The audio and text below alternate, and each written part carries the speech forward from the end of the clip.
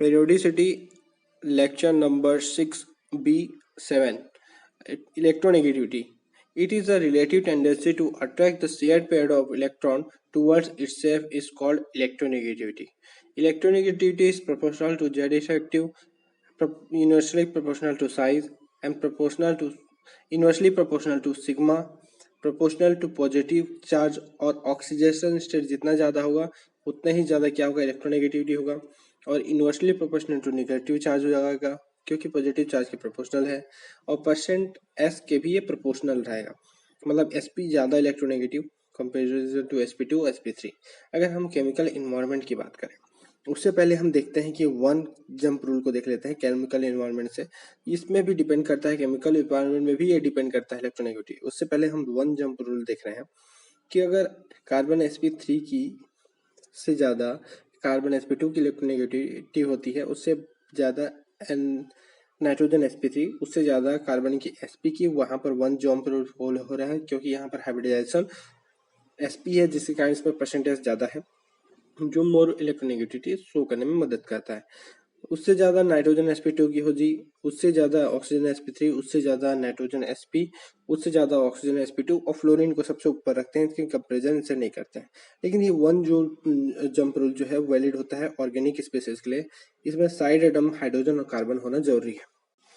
अब अगर ध्यान देखें मेथेन और अमोनिया में दोनों में sp3 हाइब्रिडाइजेशन है, लेकिन देखने वाली बात यह है कि नाइट्रोजन क्या है sp3, तो ये नाइट्रोजन sp3 का इलेक्ट्रोनेगेटिविटी ज़्यादा ही होता है। अब हम देखते हैं अगर इसी कार्बन में अगर 3 फ्लोरीन जोड़ दिया जाए और नाइट्रोजन में हाइड्रोजन ही रहने दिया जाए तो क्या होगा कि इस फ्लोरीन में इलेक्ट्रॉन को खींचने की टेंडेंसी होता है, जिसके कारण कार्बन में बहुत ज़्यादा प्लस चार्ज इंक्रीज करेगा, जिससे कि इसकी इलेक्ट्रोनेगेटिविटी ज़्यादा हो जाएगी क्योंकि इसमें प्लस चार्ज बहुत ज़्यादा जनरेट हो जाएगा। तो इसमें केमिकल एनवायरनमेंट में डिपेंड करता है, ये प्रूव होता है। तो अगर हम देखें कि ये कार्बन sp3 जिसमें फ्लोरीन जुड़ा हुआ है 3, वो फ्लोरीन की इलेक्ट्रोनेगेटिविटी फोर्स को भी डिफेक्ट कर देता है, डोमिनेट करता है उसके ऊपर। अगर हम देखें कि कार्बन में अगर 3 फ्लोरीन जुड़ा है और इसके साथ नाइट्रोजन में भी 2 फ्लोरीन जुड़ दे और दोनों का हाइब्रिडाइजेशन sp3 हो, तो क्या होगा, ये बोथ इन्वायरमेंट सेम हो जाएगा। तो नो मैटर करेगा कि इसमें कौन सा क्या जुड़ा हुआ है, सीधे इसके हाइब्रिडाइजेशन से हम डायरेक्ट बता सकते हैं। अगर हम देखें कि कैलकुलेशन ऑफ इलेक्ट्रोनेगेटिविटी, अगर इससे पहले हमने देखा था नाइट्रोजन और सेंट्रल एटम, कार्बन में सेंट्रल एटम पे डिपेंड किया क्योंकि इन्वायरमेंट बाहर का सेम था। और अगर हम कैलकुलेशन ऑफ इलेक्ट्रोनेगेटिविटी करें तो पॉलिंग स्केल के थ्रू कर सकते हैं। पॉलिंग स्केल क्या बोलता है, ये रिलेटिव है। रिलेटिव मतलब कि किसी के ऊपर रिलेट करता है। इसके बाद जो अगर 2 स्केल पढ़ेंगे वो सब क्या रहेगा, एब्सोल्यूट स्केल रहेगा। ये विथ रेस्पेक्ट टू फ्लोरीन निकाला जाता है, इसलिए रिलेटिव बोलेंगे। फ्लोरीन को इसने 4 मारा है इलेक्ट्रोनेगेटिविटी सबसे ज़्यादा। अगर हम देखें A2 कोई गैसियस एटम है और कोई B2 गैसियस एटम है, इन दोनों की अगर हम रिएक्शन करवाएं तो इन दोनों में अगर रिएक्शन के बाद 2AB बनता है और AA की इलेक्ट्रॉन अगर बॉन्ड डिसोसिएशन एनर्जी EA है और B के बॉन्ड डिसोसिएशन एनर्जी B2 की EBB है और इसी प्रकार AB के बॉन्ड डिसोसिएशन EAB है, तो इसमें क्या होता है, अगर इन दोनों में से किसी एक की इलेक्ट्रोनेगेटिविटी ज़्यादा हो, मान लो बी की इलेक्ट्रोनेगेटिविटी ए से है, तो इसमें आयनिक कनेक्टर उत्पन्न होगा किसमें, कोवेलेंट बॉन्ड में। तो इसके कारण क्या होगा कि आयनिक कनेक्टर उत्पन्न होने के कारण आयनिक रेजोनेंस एनर्जी एक जनरेट होगा। आयनिक रेजोनेंस एनर्जी क्या होता है कि किसी भी कोवेलेंट में जब आयनिक कैरेक्टर आता है तो इसके इलेक्ट्रॉन में जो आयनिक अट्रैक्शन होने के कारण जो इसके पोजीशन में चेंज आता है वही क्या होता है, आयनिक रेजोनेंस एनर्जी होता है। इस आयनिक रेजोनेंस एनर्जी को डेल्टा से शो करते हैं। अब देखने वाली बात है कि इसमें फॉर्मूला क्या आता है कि मॉड के साथ XA माइनस XP, मतलब कि इसमें जो ज़्यादा है उसको रखो, इसमें पॉजिटिव वैल्यू ही निकालना है, equal to del x. X मतलब कि काई, मतलब कि इलेक्ट्रोनेगेटिविटी है, chi A minus chi B mod में equal to del chi equal to under root del. चूँकि del equal to energy bond dissociation energy of AB minus under root bond dissociation energy of AA into bond dissociation energy of BB है। तो if value in electron volt, अगर electron volt में, क्योंकि energy के 3 फॉर्मूले होते हैं, electron volt, kilo joule per मोल और किलो कैलोरी पर मोल। तो इलेक्ट्रॉन वोल्ट में अगर देखें तो del chi equal to under root, क्योंकि हम जानते हैं कि अंडर रूट डेल्टा है, तो हम डेल्टा के फॉर्म में अगर काई को अब रख रहे हैं, तो अब क्या होगा, under root E A B minus under root E A B into E B B. और अगर इसको किलो जूल पर मोल में अगर रखें, तो क्योंकि 1 electron volt equal to 96.45 kilo joule per mole होता है, तो इसको डिवाइड में 96.45 किलो जूल पर मोल आ जाएगा। वैसे ही किलो कैलोरी पर मोल में 1 इलेक्ट्रॉन वोल्ट का वैल्यू हो जाता है 23.06, तो उसको भी डिवाइड में ले लेंगे। लेकिन अगर हम देखें कि 1 इलेक्ट्रॉन वोल्ट में ही इस सारे का वैल्यू पुट करना चाहिए, तब जाके सही आंसर आएगा। अगर इसको 1 इलेक्ट्रॉन मतलब कि इलेक्ट्रॉन वोल्ट में अगर पुट नहीं है, तो उसको किलो के जूल पर मोल या जिसमें भी दिया हुआ है उससे डिवाइड करके उसको इलेक्ट्रॉन वोल्ट में हम कन्वर्ट करेंगे, और उसके बाद जो आता है किलो जूल पर मोल में, वो 0.102 अंडर रूट डेल्टा आता है। और इसी प्रकार किलो कैलोरी पर मोल में 0.208 अंडर रूट डेल्टा आता है। अगर हम मुल्किन स्केल की बात करें, तो मुल्किन स्केल में क्या होता है कि ये एब्सोल्यूट होता है। अगर एक गैसियस एटम है, तो इसके आयनाइजेशन एनर्जी होगी और एक इलेक्ट्रॉन एफिनिटी होगी। तो इलेक्ट्रोनेगेटिविटी क्या होता है, ionisation energy plus electronegativity upon 2। इसमें दोनों वैल्यू इलेक्ट्रॉन वोल्ट में हम पुट करते हैं। अगर इसमें आयनाइजेशन एनर्जी और इलेक्ट्रॉन एफिनिटी अगर किलो जूल में नहीं, किलो जूल पर मोल में है, तो हम फिर से उसको क्या करेंगे, इसको इलेक्ट्रॉन वोल्ट में चेंज करने के लिए 2 इंटू जो नीचे में क्या है, ionisation energy plus electron affinity upon 2 है, उसमें 2 में मल्टीप्लाइड कर देंगे 96.45। अगर किलो कैलोरी पर मोल में हो तो इसमें 23.06 का मल्टीप्लाई कर देंगे। अगर हम एक एग्जांपल से देखें, ये अगर नहीं मतलब इफ एग्जाम में अगर क्वेश्चन हमको पूछे कि अगर इलेक्ट्रोनेगेटिविटी बस पूछा है, किसी का फॉर्मूला देके आयनाइजेशन एनर्जी और इलेक्ट्रॉन एफिनिटी बता के, तो इसमें हमको क्या करना है, क्योंकि हम जानते हैं कि अगर किसी के लिए पूछ रहा है तो जनरली क्या पूछता है, पॉलिंग स्केल से पूछता है। तो अब हमको क्या करना है कि इसका जो मुल्किन स्केल से जो इलेक्ट्रोनेगेटिव आता है, इलेक्ट्रोनेगेटिविटी, वो 2.8 गुना होता है किसके, पॉलिंग स्केल के। तो हम क्या करेंगे, 2.8 से इसका मल्टीप्लाई कर देंगे। कहाँ करेंगे, तो electronegativity of Pauling equal to electron affinity plus ionisation energy upon 2 into 2.8 ऐसा कर देंगे। तो इसका जो वैल्यू आएगा, अगर हम जो लाएंगे वैल्यू, वो किसके अकॉर्डिंग होगा, पॉलिंग स्केल के अकॉर्डिंग आ जाएगा। अब ऑलरेड रोको स्केल के अकॉर्डिंग हम करें, ऑलरेड रोचो स्केल के अकॉर्डिंग करें, तो ये भी क्या है, एब्सोल्यूट वैल्यू है।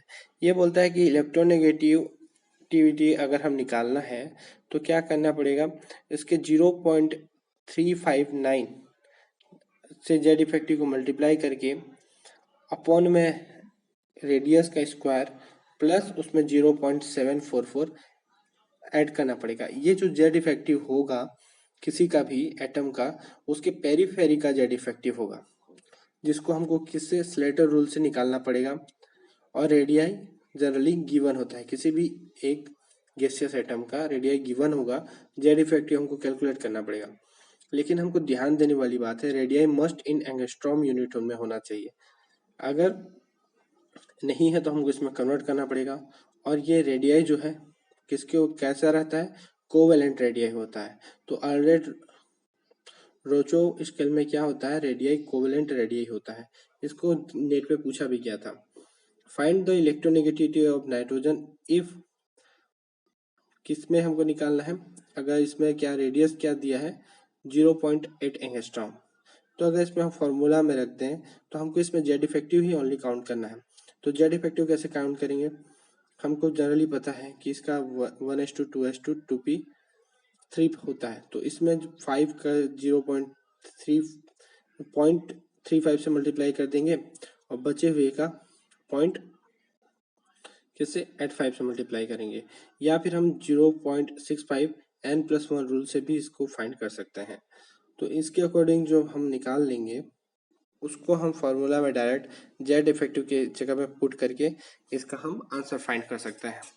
अगर हम देखें कि इसका एप्लीकेशन क्या क्या हो सकता है, तो एप्लीकेशन में सबसे पहले acidic nature of oxo acid निकालते हैं। तो ऑक्सी एसिड्स क्या होते हैं, अगर सेंट्रल एटम से ऑक्सीजन जुड़ा है और उससे कोई हाइड्रोजन जुड़ा है तो वो ऑक्सी एसिड कहलाता है। ऑक्सी एसिड में भी सेंट्रल एटम सेम और सेंट्रल एटम डिफरेंट का केस होता है। अगर सेंट्रल एटम सेम है तो हमको क्या देखना पड़ेगा, जिसका ऑक्सीडेशन नंबर ज़्यादा है उसकी एसिडिटी ज़्यादा होगी। लेकिन ये वर्क नहीं करता ऑलवेज। क्यों? इसके लिए हम सेकेंड रूल क्या लगा सकते हैं, अगर सेंट्रल एटम अगर जितने भी डबल बॉन्ड ऑक्सीजन से अटैच है अपॉन सेंट्रल एटम जितना भी OH से अटैच है सिंगल बॉन्ड से, उसका अगर रेशियो लें, अगर वो रेशियो ज़्यादा है तो एसिडिटी भी उसकी ज़्यादा होगी। जैसे कि हम अगर हम देखें HClO4 +7 ऑक्सीडेशन स्टेट में है, HClO3 +5 ऑक्सीडेशन स्टेट में है, HClO2 +3 ऑक्सीडेशन स्टेट में है और HClO +1 ऑक्सीडेशन स्टेट में है। यहाँ तो ऑक्सीडेशन स्टेट से काम चल सकता है, पर लेकिन यहाँ पर जो Ca double bond O upon Ca single bond OH का जो रेशियो है 3/1 फर्स्ट में, फिर सेकेंड में 2/1 और 1/1 रेस्पेक्टिवली 0/1 आ रहा है। तो इसके अकॉर्डिंग सबसे ज़्यादा एसिडिक 3/1 वाला होगा। अगर हम देखें कि H3PO4 +5 oxidation state, H3PO3 +3 oxidation state, H3PO2 +1 oxidation state है, तो कौन सा ज़्यादा एसिडिक होगा? तो अगर हम ऑक्सीडेशन स्टेट के अकॉर्डिंग लगा देते तो ये गलत होता। क्यों? देखते हैं यहाँ पर, क्योंकि ये ट्राई बेसिक है फर्स्ट, तो उसमें क्या होगा, इसमें जो रेशियो आता है double bond O upon central atom से सिंगल बॉन्ड OH का, वो आता है 1/3 फर्स्ट में, सेकेंड में 1/2 और थर्ड में आता है 1/1। तो इससे क्या होता है कि जो लास्ट वाला है वो सबसे ज़्यादा एसिडिक आता है। हम यहाँ पर इसलिए ऑक्सीडेशन स्टेट का कॉन्सेप्ट लगाना प्रीफर नहीं करते हैं। अगर इसको हम थ्योरेटिकली प्रूव बात करना चाहें तो क्या होता है, इनके जो है हम बनाते हैं कॉन्जुगेट बेस के लिए -H कर देते हैं प्लस, तो और ऑक्सीजन में नेगेटिव चार्ज आ जाता है। तो पहले वाले में क्या है, क्रॉस रेजोनेंस होता है, क्रॉस रेजोनेंस के कारण इसकी स्टेबिलिटी डिक्रीज हो जाती है। एनायन की स्टेबिलिटी जितनी ज़्यादा होगी उसकी एसिड उतनी ज़्यादा स्टेबल होती है, अब ज़्यादा एसिडिक होती है।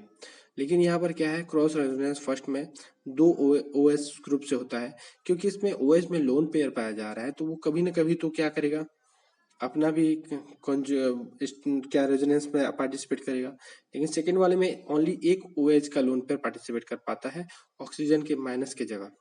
और लास्ट में क्या है, इफेक्टिव रेजोनेंस होता है, क्रॉस रेजोनेंस नहीं होता है, केवल एक ही प्रेजेंट है। तो इसका क्या होगा, सबसे ज़्यादा स्टेबिलिटी होगा और ये सबसे ज़्यादा एसिडिक होगा। अगर सेंट्रल एटम डिफरेंट की बात करें तो क्या होगा, acidic nature proportional to oxidation state होता है। अगर ऑक्सीडेशन स्टेट सेम है तो हम क्या करेंगे, electronegativity difference of central atom देखेंगे। जैसे कि HClO4 +7 oxidation state, H2SO4 +6 oxidation state, H3PO4 +5 oxidation state, HNO3 +5 और H2CO3 कार्बोनिक एसिड जो है +4 ऑक्सीडेशन स्टेट। तो इसमें तो सारे जितने हैं सब निकल जा रहे हैं ऑक्सीडेशन स्टेट से, केवल H3PO4 और HNO3 का नहीं निकल पा रहा है, जिसमें क्या होता है कि नाइट्रोजन की इलेक्ट्रोनेगेटिविटी ज़्यादा होने के कारण इसको हम क्या मानेंगे, ज़्यादा acidic as compare to phosphorus, क्योंकि इन दोनों में +5 ऑक्सीडेशन स्टेट सेम है। तो ज़्यादा oxidation state central atom different में अगर है तो उसका ऑक्सीडेशन स्टेट ही उसी एसिडिटी को एक्सप्लेन कर देता है। अगर हम कंपाउंड के एसिडिक और बेसिक बिहेवियर के आगे बात करें तो अगर एक सेंट्रल एटम में O और H जुड़ा हुआ है ऑक्सी एसिड में, तो क्या होगा कि अगर दोनों O और H के बीच की जो इलेक्ट्रोनेगेटिविटी है 3.5 -2.1 करें तो इलेक्ट्रोनेगेटिविटी जो डिफरेंस आता है वो 1.4 आता है। उससे अगर सेंट्रल एटम और O के बीच जो इलेक्ट्रोनेगेटिविटी डिफरेंस है मॉड में ले रहे हैं हम, मॉड में ध्यान देने वाली बात है, अगर वो ज़्यादा है तो मॉलिक्यूल क्या होगा, बेसिक होगा। अगर उससे कम है तो मॉलिक्यूल एसिडिक होगा और उसके बराबर है तो मॉलिक्यूल क्या होगा, एम्फोटेरिक होगा। और एम्फोटेरिक होने के लिए क्या बात होगा कि एक ही केस हो सकता है, OH इधर OH दूसरे साइड, मतलब H2O मॉलिक्यूल ही क्या हो सकता है, एम्फोटेरिक शो कर सकता है। अगर हम पोलैरिटी की बात करें तो del electronegativity not equal to zero, जहाँ पर इलेक्ट्रोनेगेटिविटी डिफरेंस दोनों एटम के बीच अगर कोवेलेंट बॉन्ड फॉर्म किया है और उसमें इलेक्ट्रोनेगेटिव डिफरेंस जीरो नहीं है, तो उसमें क्या होगा, जनरली पोलर क्या आ जाएगा, नेचर आ जाएगा। तो इस पोलर नेचर में हम बता सकते हैं कि जितनी ज़्यादा इलेक्ट्रोनेगेटिविटी डिफरेंस होगी उतनी ही ज़्यादा क्या होगी, उसमें पोलैरिटी होगी। तो इसका एप्लीकेशन हो गया। अगर हम देखें अमोनिया में 3 है, नाइट्रोजन का 2.1 है, हाइड्रोजन का, तो इसमें 0.9 आ गया।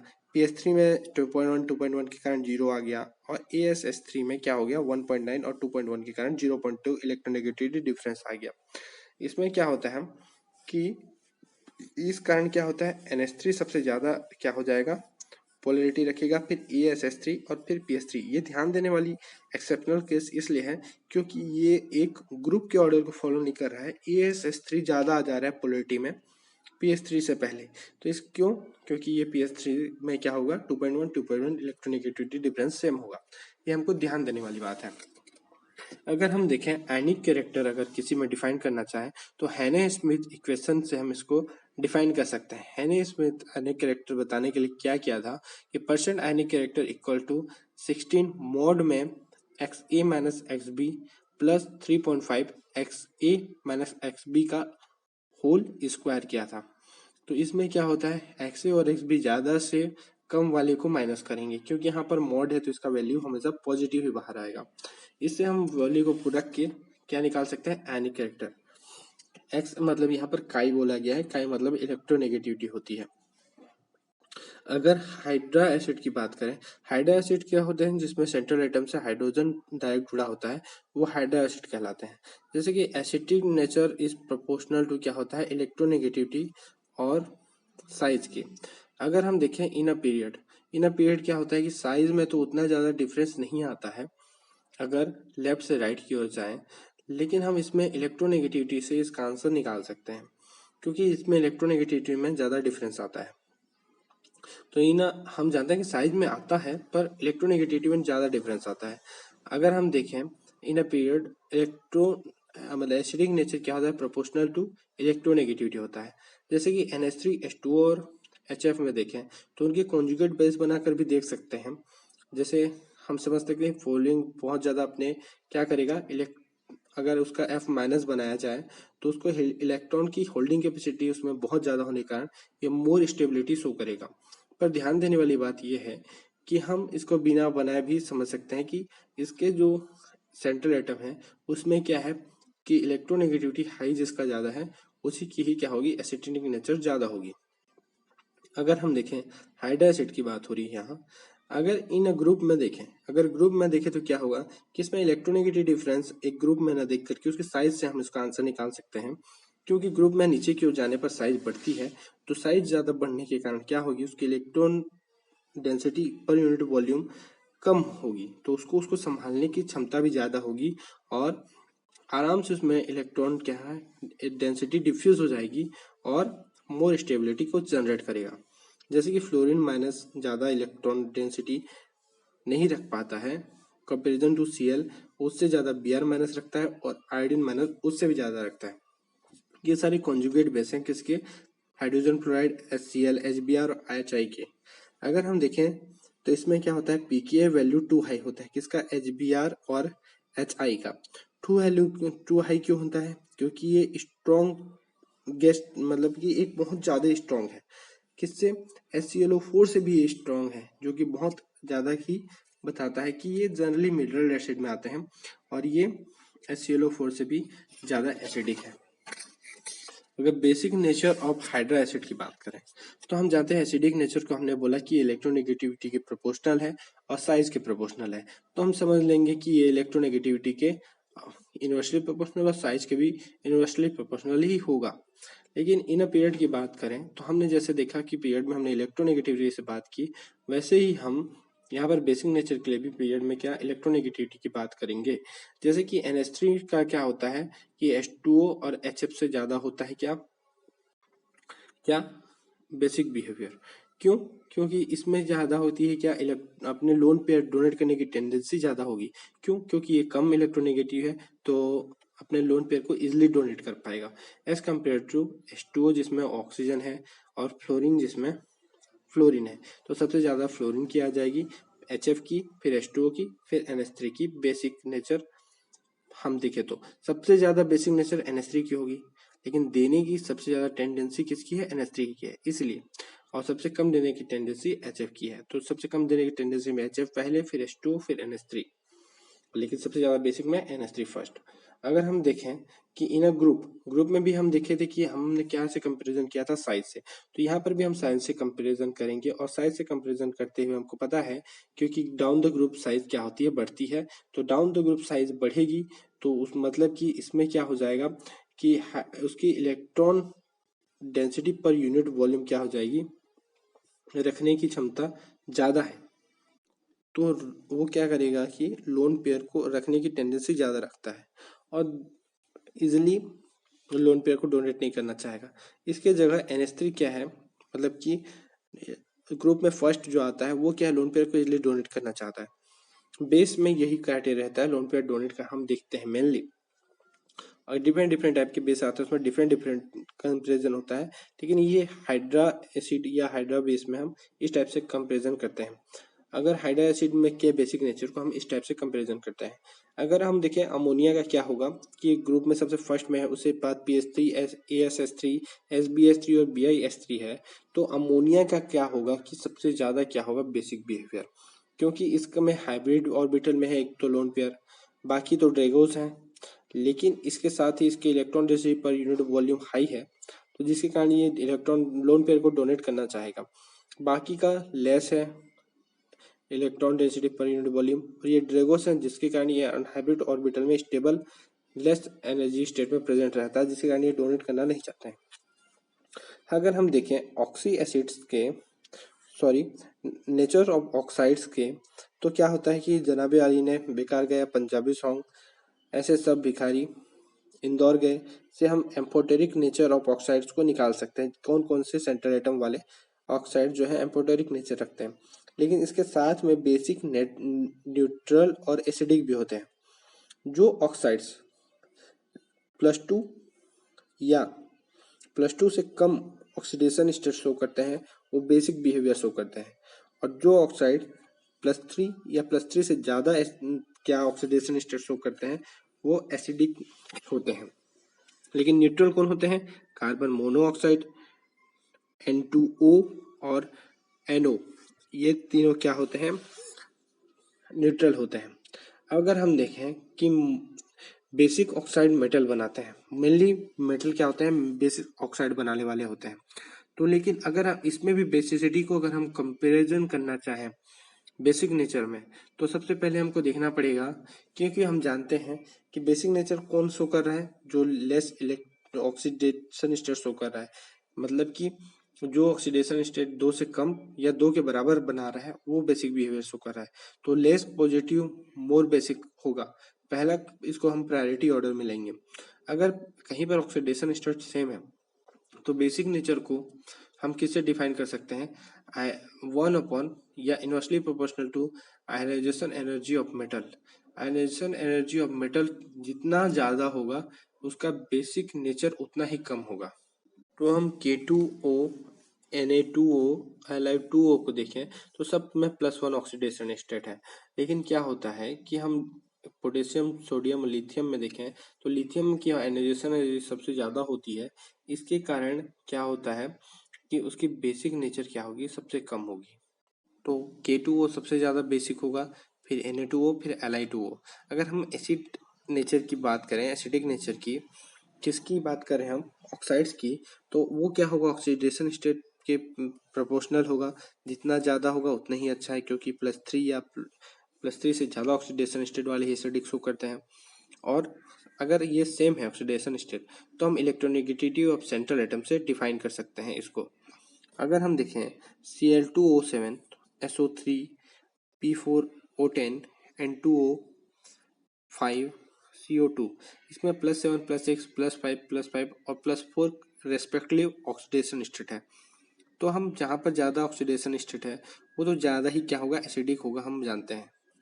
लेकिन जहाँ पर +5 आया वहाँ हम इलेक्ट्रोनेगेटिविटी को देखेंगे। जहाँ पर जिसकी ज़्यादा इलेक्ट्रोनेगेटिविटी होगी उतनी ही ज़्यादा वो एसिडिक होगा। तो P4O10 में +5 ऑक्सीडेशन स्टेट है फास्फोरस की, और N2O5 में भी +5 ऑक्सीडेशन स्टेट है नाइट्रोजन की। इस कारण यहाँ पर नाइट्रोजन की ऑक्सीडेशन स्टेट और फास्फोरस के सेम होने के कारण नाइट्रोजन की इलेक्ट्रोनेगेटिविटी ज़्यादा होने के कारण ये ज़्यादा एसिडिक होगा।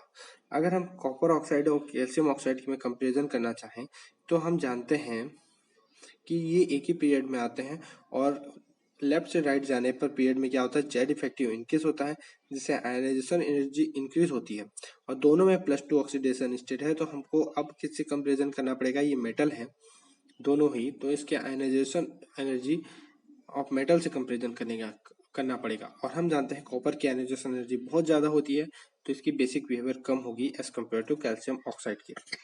अगर हम कॉन्सेप्ट देखें, M2O7 +7 ऑक्सीडेशन स्टेट बना रहा है और क्रोमियम O3 +5 ऑक्सीडेशन स्टेट बना रहा है।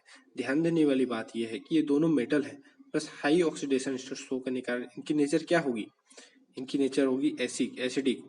ये बेसिक नहीं हो सकती है क्योंकि यहाँ पर हाई ऑक्सीडेशन स्टेट बना रहे हैं। तो हमको इस चीज़ को देखना पड़ेगा कि मेटल होते हुए भी एसिडिक नेचर रख रहे हैं। तो अगर हम देखते हैं नेक्स्ट, अगर नंबर ऑफ बेसिक ऑक्साइड की क्वेश्चन देखें, N2O, ZNO, Na2O, calcium oxide, Al2O3, P4O10, SO3 और SO2, इसमें नंबर ऑफ बेसिक ऑक्साइड कितने हैं?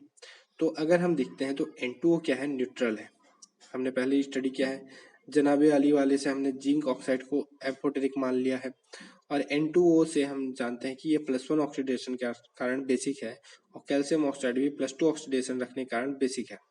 और Al2O3 क्या होगा, एम्फोटेरिक होगा जनाबे आली के कारण, और जनाबे आली या जनाबे वाली के कारण। तो अगर P4O10 में हम देखें तो +5 ऑक्सीडेशन है, ऑक्सीडेशन स्टेट है जो कि एसिडिक को शो करता है, और SO3 क्या है, +6 ऑक्सीडेशन स्टेट है जो एसिडिक को शो करता है, और SO2 क्या है, +4 ऑक्सीडेशन स्टेट है जो एसिडिक को शो करता है। तो यहाँ पर हम जाने कि 2 बेसिक आया है, पर हम नंबर काउंट 2 नहीं मानेंगे क्योंकि एम्फोटेरिक जो है एसिडिक और बेसिक दोनों में काउंट होता है। तो अगर हम यहाँ पर बेसिक को काउंट करना चाहें तो 4 बेसिक आएगा, और जैसे कि हम एसिडिक को काउंट करना चाहें तो 3 एसिडिक शो कर रहा है, प्लस एम्फोटेरिक को जोड़ दें तो 5 हम बोल सकते हैं एसिडिक। तो इसलिए बेसिक का काउंट यहाँ पर 4 आता है। Thank you. यहाँ पर हमारा पेरियोडिसिटी कंप्लीट होता है। Thank you.